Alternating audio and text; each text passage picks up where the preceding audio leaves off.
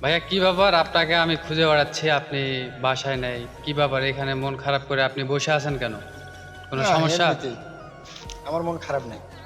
এমনিতেই ঘুরতে আসলাম, ভালো লাগে না বাসায়। না, কোনো সমস্যায় থাকলে আমাকে বলতে পারেন, যদি কোনো সমস্যা হয় বলেন।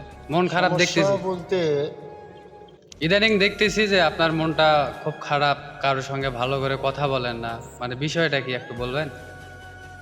সামনে কোরবানি আসতেছে তো, হুম, এই জন্য একটু মনটা খারাপ। হাতে টাকা পয়সা নাই, হুম, কিভাবে কি করব, সংসারের দায়িত্ব পুরোটা আমার। হুম।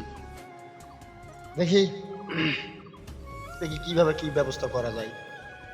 আচ্ছা, মন খারাপ করে তো কোনো লাভ নাই।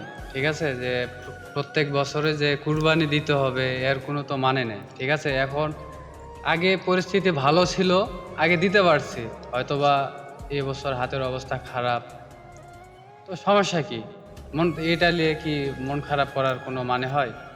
একটা পরিবারের উপর কতটা দায়িত্ব থাকে সেটা একমাত্র যারা পরিবারের গোটা পরিবারের দায়িত্ব থাকে সেটাই বোঝে। হুম।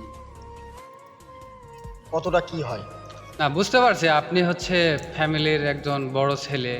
তো আপনার কাঁধে একটু চাপ পড়বে এটাই।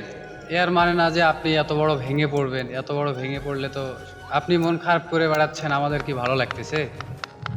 বলেন? না, এমনিতেই সংসারে একটু চাপ আছে বলে এবারে হাত শর্ট।